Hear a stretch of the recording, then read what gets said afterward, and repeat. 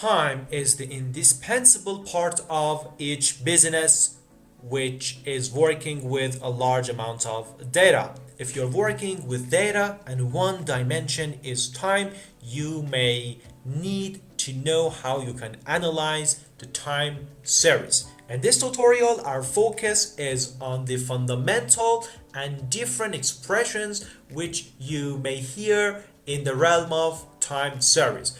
If you want to start learning time series for your data from basics to advanced, you may have here different words such as stationary modeling, autoregressive, moving average, autocorrelation, Dickey-Fuller test, and so many other expressions. Our focus in this tutorial is go behind the logic of most important expressions for time series, and then we are going to see how we can implement this concept on real dataset. Since you have the zero knowledge of time series for this course, we choose Minitab as the sample software for our implementation. In the advanced topic of time series, we will cover other programming languages which are super powerful for time series such as Python and R. So keep with me in this tutorial in order to get familiar with all the expressions and keywords which you need for your time series analysis from the basics to implementation in the Minitab software. This is the general overview of time series modeling, which starts by defining your problems and ending to model monitoring. In the context of business, you have different steps such as model deployment and model monitoring. However, in this course, we are focusing on analyzing data, model selection, and model validation, which are really important in terms of knowing what assumptions you should analyze when you are facing with time series, and then what are different models which you can have for your time series, and more important, which model you should choose for your time series. We will go through the logic behind each concept in time series for business analytics, and then we will implement them on real data sets. One of the most useful plots which helps you for analyzing your time series is time series plot. The time series plot is the simple plot in which on the horizontal axis you put the date as one of the critical inputs when we are working with time series data, and in the horizontal axis you put the variable which you have.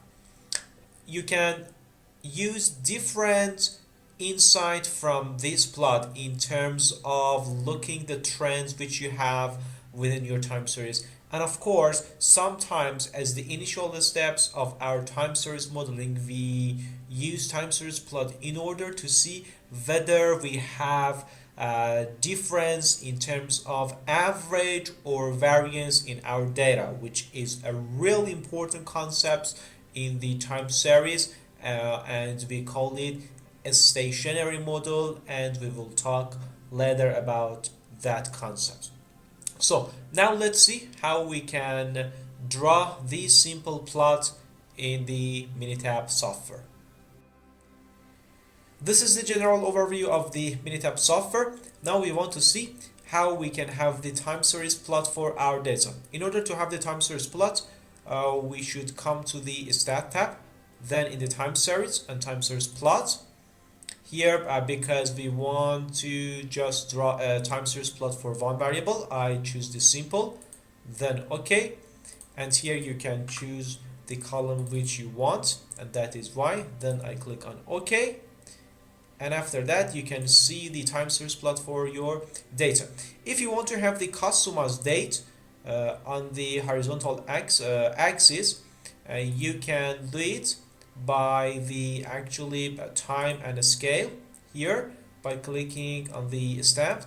If you have any date column in your data, you can click on that and see the time series of your plot. So although this is the simple plot in time series. It helps you in numerous situations which we will use in the further steps of our analysis. Another important term which you will hear so much in the context of time series is about smoothing your data. In previous steps, you see that this is the time series plot which we have. The blue line is related for the main data which we have. However, the red line is the smooth of our data, which you can see here. For example, however, we have influential decline in our data, it impacts less on the red line. The smooth plot helps us in two ways. One way is that sometimes, not as the appropriate and ideal approach, you can use a smoothing method in order to predict your data in the time series. However, I emphasize that there are better and more advanced ways for prediction. But another application of a smoothing data in time series, which is more common, is for denoising your data. If we consider these inputs of our data as the outlier, when we smooth our data, you can see that you have the better trend for your data. So keep in mind, you use the smooth plot just for see the trend, just for getting initial steps. And another important thing, it's about the outlier which we have. There are different methods for smoothing your plot. One way is using the moving average with different length and lags. However, when you use the moving average, you should be careful that the outlier impacts so much on your results, because the average it can be influenced by the outliers. One solution is that you can use moving median as the replacement for the moving average when you have the outlier. Another approach is to impute this outlier. Because the sequential in the time series is really crucial, you are not allowed to remove the outlier. Just you can impute that or use other approach. Let's see how we can have moving average and smoothing our data in the Minitab software. Let's take a brief look at how we can implement the moving average on our data in order to have the smooth plot. In order to have the moving average, again we go to the stat tabs, then time series, and here we have the moving average option. I click on moving average. For example, I want to have the moving average for the y variable, and this is the length of the average which you want to have. Of course, you can have the predictions, but here, since we do not want to see any prediction, I uncheck this icon, then I click on OK, and this would be the smooth diagram for our prediction. Since we didn't have any outliers, it is not meaningful in this case. However, in your cases, you can have a better smooth diagram.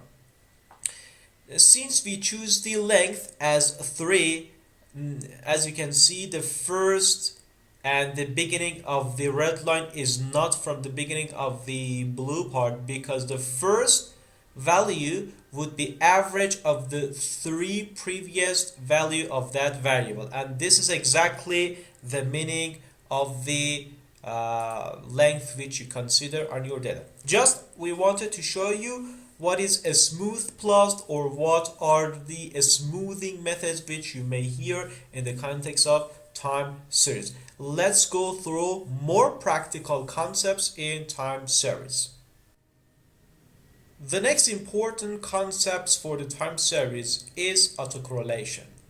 Autocorrelation is really crucial and important for time series, since it is the foundation of many time series modeling, such as autoregressive and ARMA, and of course other extensions of ARMA. The autocorrelation means the correlation between different lags of your data. Imagine that we have the sequential data of our time series and we want to see the correlation within the variable with different lags, for example from lag 1 to lag 15. Why do we need to see whether we have autocorrelation or not? We want to use the autocorrelation between our data for prediction. So we need to know how many lags do we have in terms of correlation. For example, here, as you can see, there is an important diagram which we call ACF, autocorrelation function. The autocorrelation function is based on the statistic hypothesis which helps us in order to see we have autocorrelation or not. It can be drawn based on different lags and the value which they have. This is the ACF diagram based on the statistics which you see. The T column here is exactly these statistics, and the null hypothesis is when we have the autocorrelation equal to 0 for different lags. For example, for lags 2, the null hypothesis would be when we have the autocorrelation for lags 2 equal to 0. As you can see, since this distribution is near to normal distribution, we can use the significant level which we have for normal distribution. For normal distribution, when we set the confidence level as 95%, as you know, the interval for acceptance would be approximately between -2 and +2. Therefore, here for this statistic, if you pay attention, until the lags 3, all the values for the statistics are above the acceptance level which we have, because it is more than 2. However, after the level of 4 for the lags, these statistics would be decreased, which means in this part we will accept the null hypothesis, which indicates the 0 value for correlations. In other words, this ACF is exactly presenting the same result. As you can see, the red line are the acceptance area which we want to decide based on that whether to reject or accept the null hypothesis. For the lag 1, lag 2, and lag 3, the bar chart of the blue are exceed from this acceptance level. Therefore, for the lags 1, 2, 3, we reject the null hypothesis, which means we have the autocorrelation.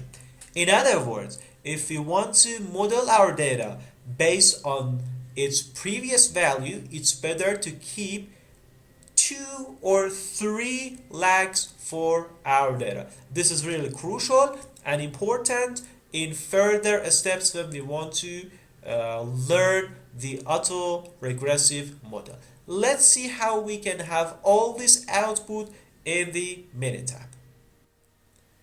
In order to see the ACF diagram for your time series data, you should come to stat parts, and here in the time series tab, and we have the autocorrelation options.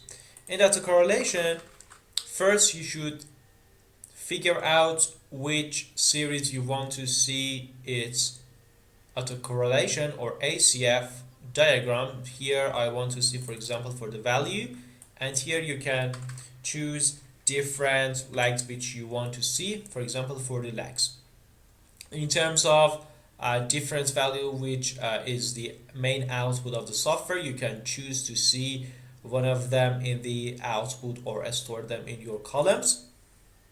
I click on OK, and exactly the same output which we saw in the presentation is here, and this is the ACF. As I told you, there are two ways in order to decide how many lags you should keep within your data. One way is based on these T column, which is the output of your statistics. You can compare it within the interval between -2 and +2. And another way, which is easier and visually, is looking at the bar chart which you have here, the blue part. If they are exceeding the acceptance level, which is here the red line, you can understand that how many lags you can consider for your data. In further steps, we will see that what are the applications of ACF in terms of detecting how many lags we need. Before going through the time series modeling, you need to investigate one important concepts in your time series, and that is a stationary. What do we mean by a stationary? How we can detect whether we have the stationary data or non-stationary data. And after detecting that, if we have the non-stationary data, what are the solutions in order to remove the non-stationary data?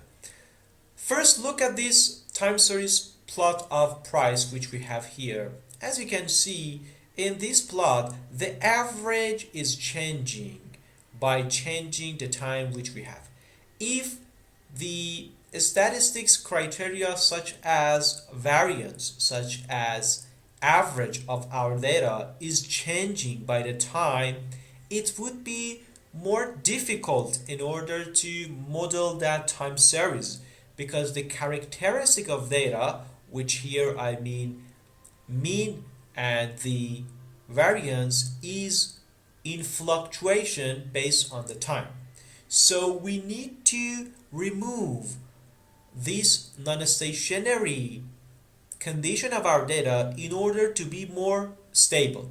Another way, which is similarly visually exactly the same as the time series plot, using the ACF. It is a little difficult in some circumstances. However, we have one more valid way in order to detect this issue. In the ACF, if your data is non-stationary, when you look at the ACF, it would be hardly achieve to the zero value in terms of the autocorrelation when your data is non-stationary. In the better way for detecting the stationary and non-stationary of data, the best way is using the Dickey-Fuller test, which has been designed exactly for determining whether your data is stationary or non-stationary. The null hypothesis of the Dickey-Fuller test is data are non-stationary, and the alternative hypothesis is data are stationary. For example, in this example, it is apparent that the p-value is above than 5%. Therefore, we cannot reject the null hypothesis, which means that our data are non-stationary. Exactly the same result which we could detect by looking at the time series plot. The question which we may come into your mind is that, okay, we detect we have the non-stationary data. How we can remove this non-stationary condition from our data in order to make it a stationary?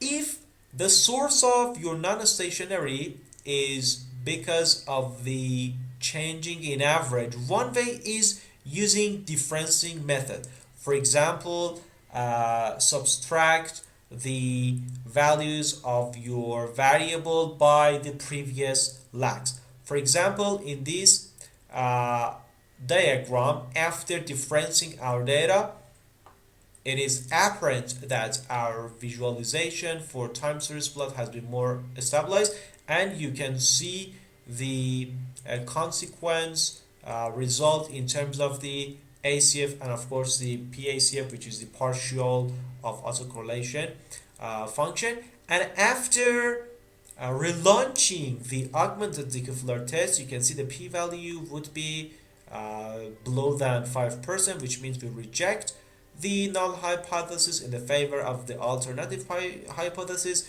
which in this case means that our data is stationary. It depends on your project. You may do the differencing by 1 time, 2 time, or 3 time.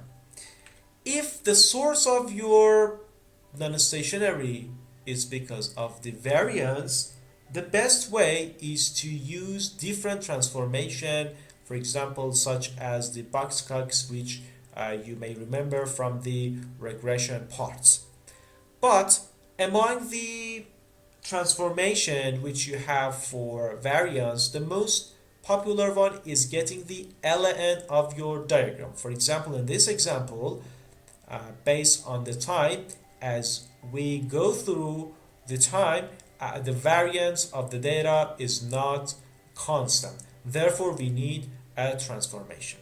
If I want to sum up, you may encounter non-stationary time series data because of variance and because of average, which can be differ by going through the time. Sometimes, of course, we have non-stationary in the seasonality format, which I will show you later. If you have only non-stationary issue, for example, the variance, the average, and the seasonality, firstly, you use the transformation in order to remove the non-stationary for the variance. Then you use the appropriate differencing for the seasonality. For example, if you have the seasonality in terms of the 12 month, you should get the differencing in terms of 12 month. And then if even you had non-stationary situation, you should get the last difference. Let's see and implement all these concepts in practice in order to get my meaning in this part. Imagine that for the column price, we want to see whether we face the non-stationary or a stationary situation for our time series. Therefore, I come here in the stat tabs, then in the time series, and here I have augmented Dickey-Fuller. I click on that. Since I want to see the augmented Dickey-Fuller for price, I click on price. Imagine that I consider 14 lakhs for that. Then I click on OK. And it is apparent that the Dickey-Fuller, the p-value of the Dickey-Fuller, is much than 5%. Therefore, as you can see, we fail to reject the hypothesis, which means the data are non-stationary because we fail to reject that. If you take care here, it is stated that consider differencing to make the data stationary. It is exactly stating the same thing which we had before. It is telling us in order to make your data stationary, you should use differencing. It's easy. For example, imagine that here I want to have a differencing for the price. I come to the stats, time series, and here there is an icon differences. I want to see the difference for the price, and I want to store it in the column C7 with 1 lag. I click on OK, and this is the differencing for price with lag 1. Now I want to see and again relaunch the augmented Dickey-Fuller for this column in order to see have I removed that or not. Again, I come here, augmented Dickey-Fuller, instead of price I use price 1 difference, and as you can see exactly the p-value is become equal to 0, which means that we cannot accept the data are non-stationary. Actually, we reject the null hypothesis, which means that our data is stationary. It is apparent, and you can detect that by looking at its time series plot. This was when we had the non-stationary in terms of average. If you had non-stationary in terms of the variance, it's really easy. For example, here you need to assign a new column. I come here. For example, imagine that I want to have the LN of the price. Exactly, I write the LN, which is the most popular transformation in order to make your data stationary in the context of time series. Then I want to store it in the column of C8. I click on OK, and this would be LN. And after that, you can again relaunch the augmented Dickey-Fuller in order to see your data. If you had, for example, the seasonality, again the same things. You come here, time series, and differencing. Here, for example, you write 12 if you have the seasonality in terms of the month. That's easy. Just you should see, do you have any stationary issues within your data or not. However, in further steps, when we want to go through different modeling, you will see there are different time series models which assist us in terms of considering simultaneously the modeling and making the data stationary. After speaking about different topics of time series for business analytics, now it's time to dive into modeling.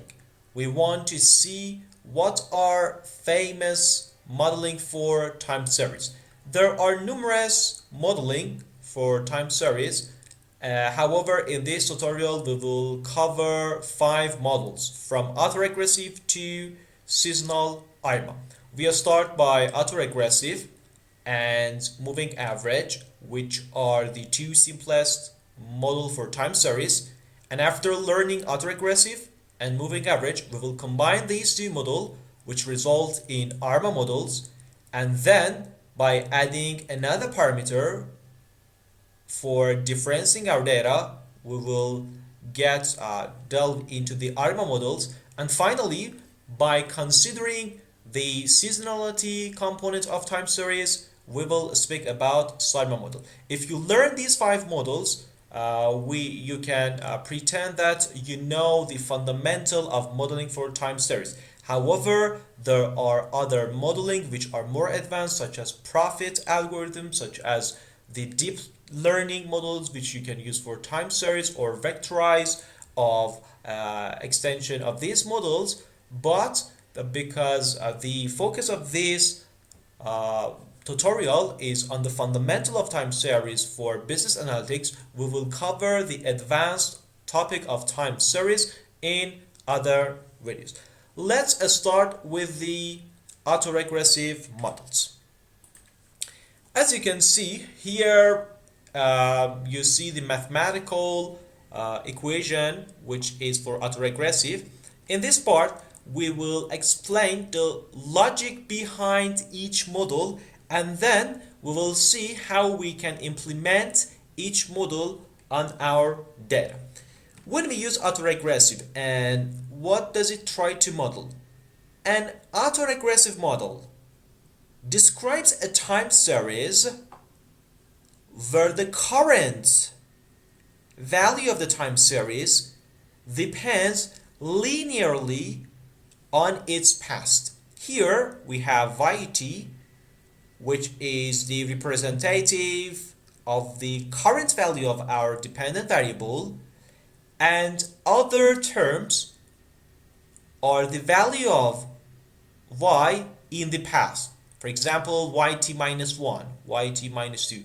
And the parameters which you see are the coefficients for our variables which are different lags for y.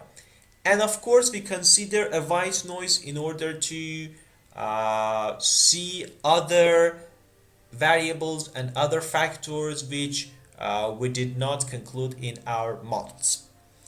The important things here for autoregressive is that how we can determine the order of this model.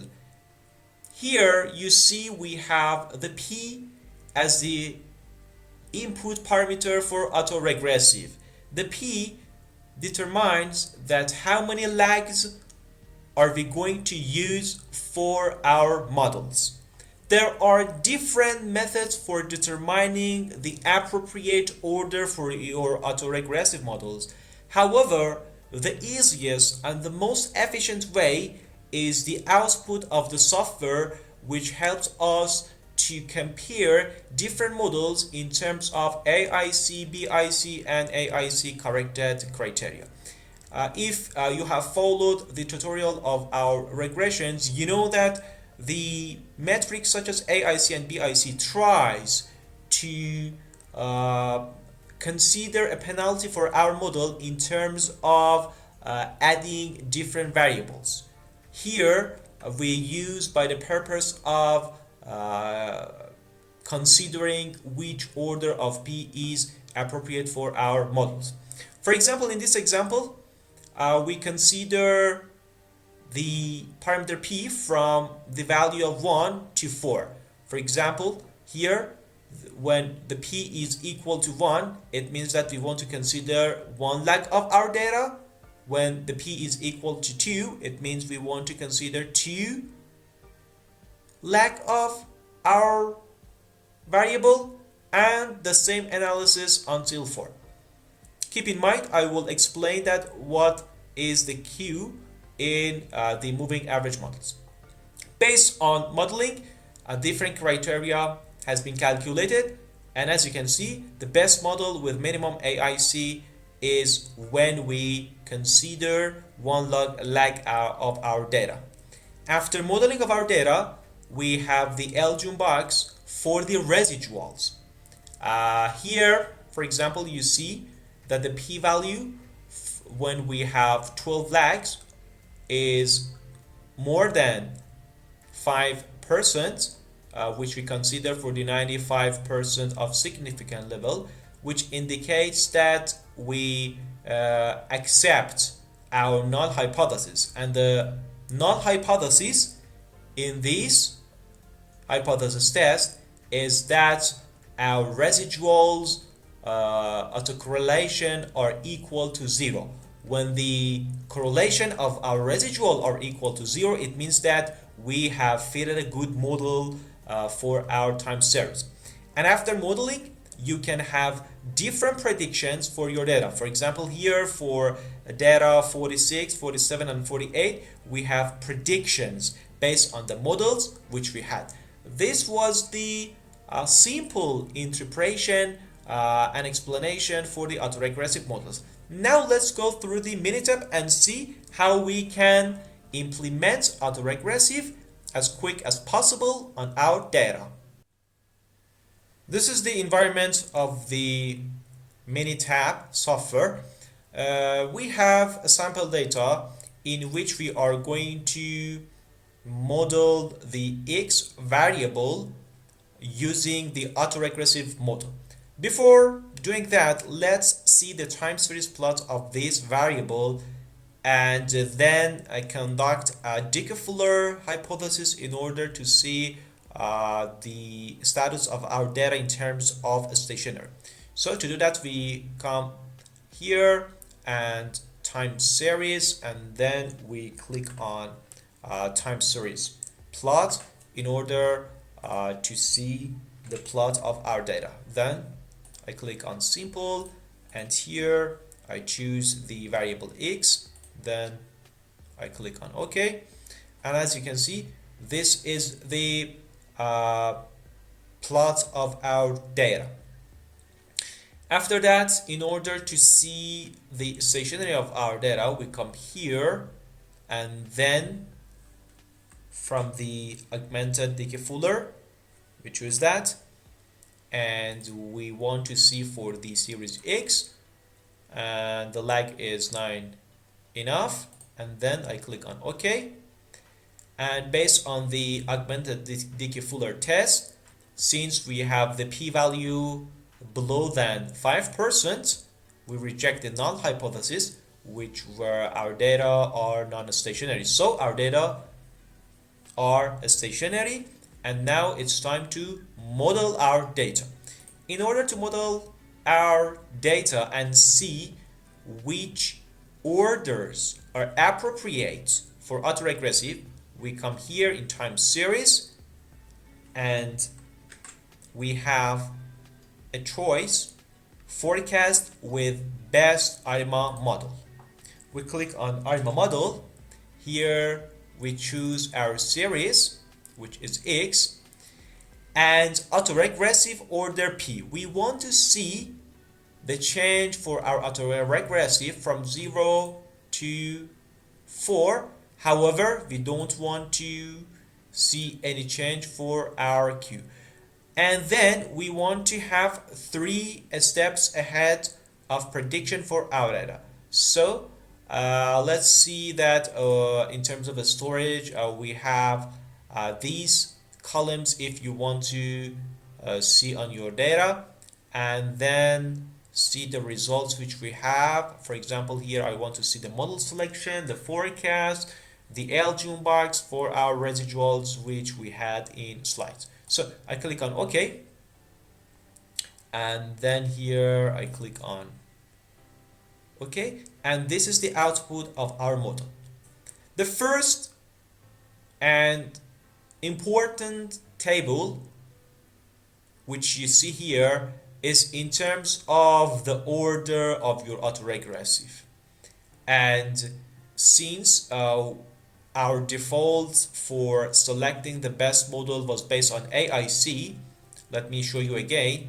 When you click here and you come on option, model selection criteria is based on minimum AIC corrected criteria. You can change it, for example, to minimum BIC or AIC.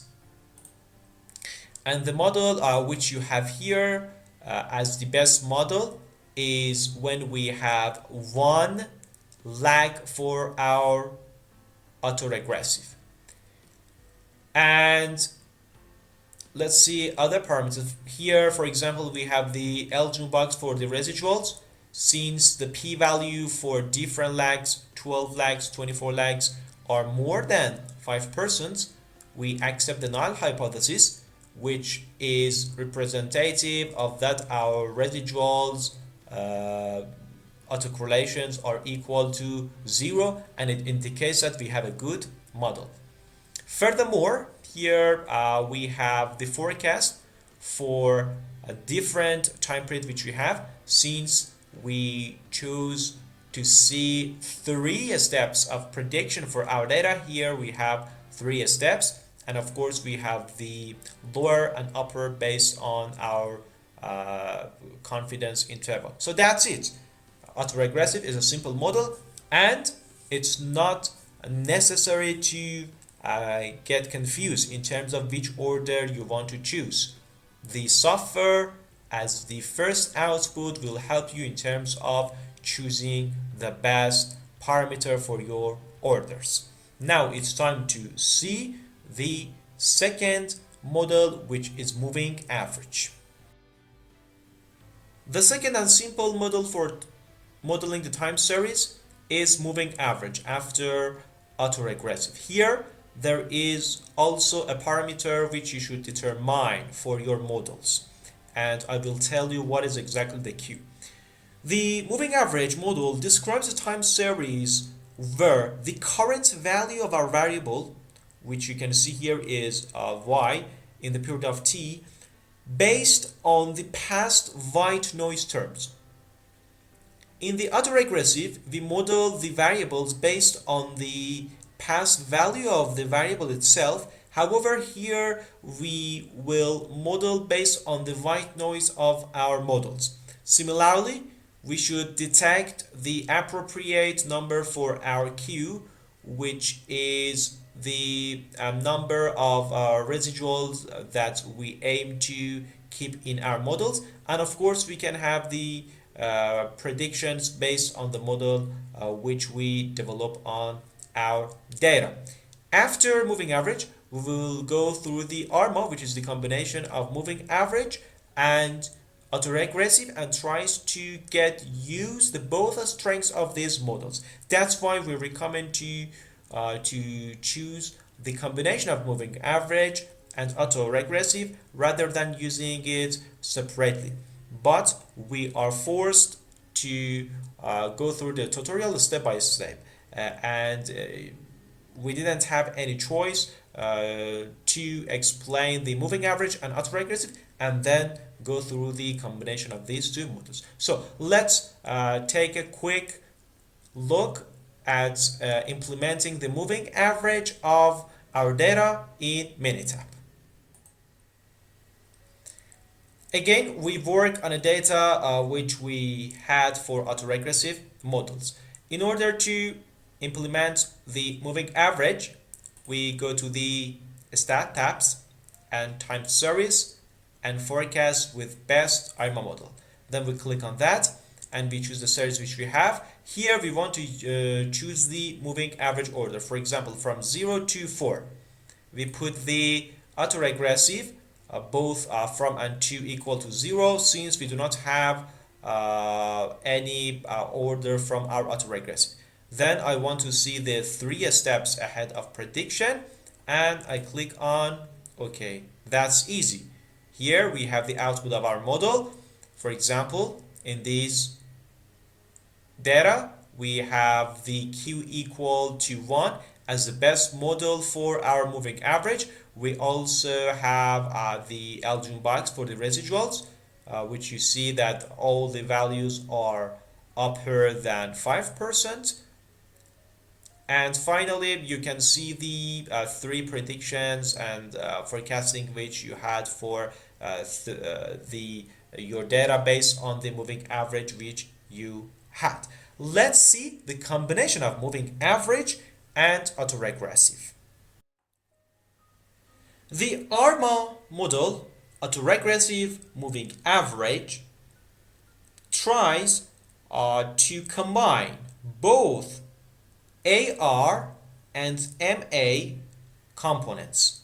The P, as you're familiar with that, is the parameter for the autoregressive, which help us to detect how many orders should we consider for our models for the lags of our variables, and the Q parameter help us to determine how many lags for the white noise should we consider in our models. So the P parameter is for autoregressive and the moving average is the Q is for moving average. This is the mathematical equation for the ARMA, and it is apparent that we have parameters for the ARMA since we want to consider the past values of the Y, and also we have the parameter for the white noise which we consider. Since this is the combination of autoregressive and moving average, we expect to be more effective on our data. Now let's go through the Minitab and see how we can implement the ARMA on our data. Again, on the previous data, we want to develop the ARMA models. Similarly, we go to the Stat tabs and here Time Series and Forecast with Best ARMA Model. We click on that. If you remember, in previous model, we separately choose the P or Q for autoregressive and moving average. Here, since we want to combine these two models, we consider both of them, for example, from 0 to 4 lags, and of course the moving average. Then I click on OK, and this is the different models which has been produced based on the combination of the autoregressive and moving average. For example, we have P1 with the Q0 and up to P4 and Q4. In our model, it has been suggested that based on the AIC, the best model would be when we have the order of 1 for the autoregressive and with no order for our moving average. And this can be changing based on the data set which you have. Of course, Here there are other outputs for your data. For example, here you see the LGM box for your data and the predictions which you can consider based on the model which we had. Now there is one more questions in terms of the I alphabet which you see in ARIMA models. Now we want to see what is ARIMA model and its difference with ARMA. The next model which we are going to talk about is ARIMA.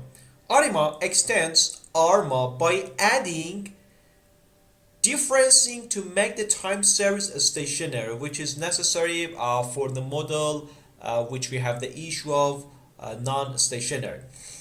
Here there are three parameters: P, D, Q, and the P is for autoregressive, the order which we need to clarify how many lags we want to keep in our models, and the D is related to the differencing part of our model, and the Q is for moving average. So the mathematical equation is exactly the same as ARMA, just the difference is in the integration which we had, and since our model is non-stationary, we need to add the differencing in order to make it stationary. Let's see this model on the real example.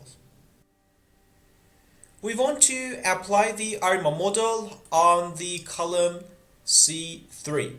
Before doing that, let's see the time series plot for this variable and see whether do we have any stationary issue or not. So I click on Y and then OK.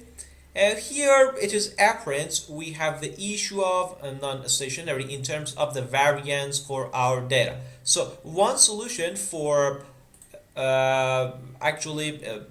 deleting the stationary in terms of the variance in your data is using the LN or the other transformation for your data. Here we use the LN transformation for our data in order to remove the non-stationary for the variance. So I come to the calculator part, I click on calculator, and here I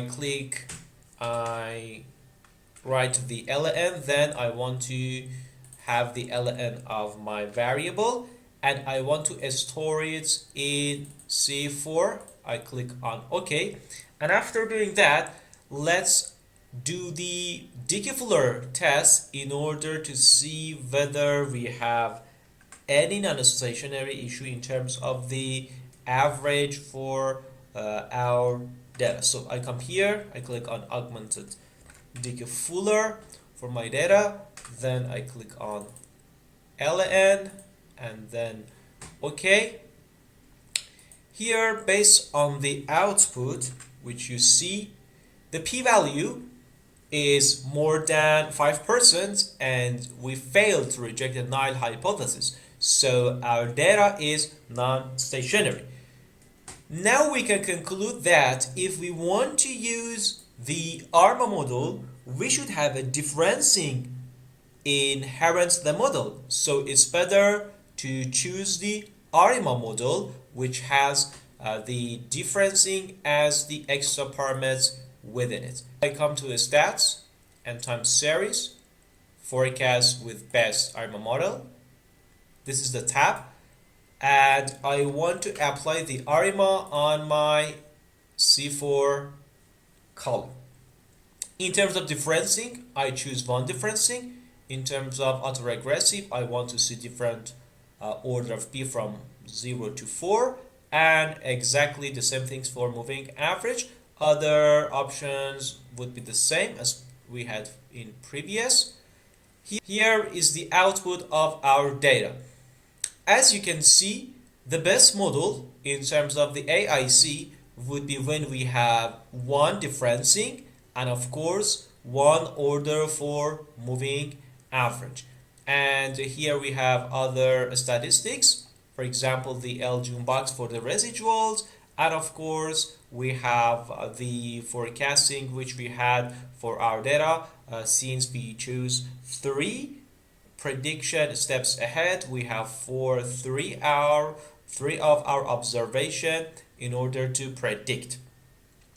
If I want to sum up for the ARIMA, the things which you have to do is just choosing the differencing in your model, which can be 1 or 2, since it would result in the stationary model. As the last step, it's time to see how we can incorporate the seasonality components in the modeling of our time series. The last model in this tutorial is called SARIMA, Seasonal Autoregressive Integrated Moving Average Model. SARIMA extends ARIMA to handle seasonal variation in time series data. It includes additional seasonal terms in the autoregressive and moving average components. In previous model, I mean the ARIMA, we had P, D, and Q. P for the order of autoregressive, Q for the order of moving average, and D for the differencing. The same parameters, the capital P, D, and Q are for the seasonal components of our data. Sometimes we have seasonality in our data. The mathematical equation is exactly the same of ARIMA, which has been extended by the seasonal components, and therefore we have more parameters because of the seasons which we had in our data. M is indicating the seasonal period, and other terms have the similar meanings in ARIMA models. Let's see how we can consider the seasonality in real data set.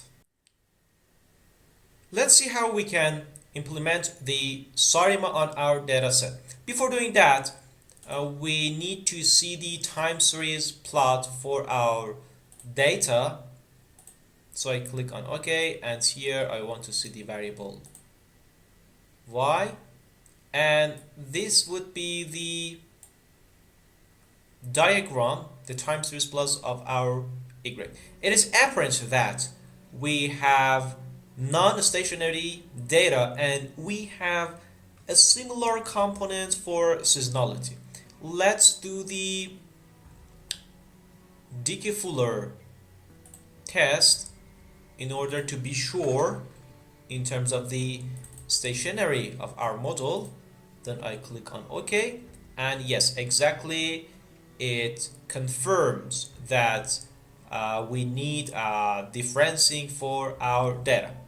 Instead of doing differencing before the modeling, we want to go directly to implement the SARIMA on our model. That's exactly the same way. I go to the stat tabs here in the time series, then I go to the forecast with best ARMA model, and I click on the column C3. Differencing for my model would be equal to 1. I consider that. Let me increase the order of P to 5 and the order of Q to 5. Here you should check the fit seasonal models with period. Since our data has been recorded monthly, I consider the seasonality for 12 months. In terms of differencing for the seasonality, I consider 1, and for the order of P for my seasonality and order of Q, I will change it from 0 to 2 and from 0 to 2. Then, after that, I click on OK in order to see the final of my model. Here, it is indicated that the best model has the order of 2 for autoregressive, order of 0 for the moving average, and the order of 0 for the autoregressive for your seasonality. However, we need one moving average as the order for the seasonality. And in terms of differencing, we have the equal value of 1. Here are all the combinations of parameters which you had, and this is the value of the software which help us to see different combinations in terms of modeling which we want to have for our data. And here the LG max for the residuals, all of them are above the 5%, and of course we can have the predictions for our observations. This was the SARIMA. We start with autoregressive, then moving average, then we combine both of them, and step by step you learn when you hear what is SARIMA. You don't get more confused by listening to different models of time series, so you can be sure that you are familiar with the fundamental of time series for your business analysis. Okay guys, congratulations! You have finished the fundamental of time series modeling for business analytics. In this tutorial, our focus was on introducing the most important keywords and expressions for time series. Since you had zero knowledge, we decided to choose the Minitab software, which does not require the knowledge of tools for implementing your concepts in time series. If you are interested in other topics of time series, specifically implementing more advanced methods in programming languages such as Python and R, keep with me. In this channel, I will soon provide the appropriate tutorial for that.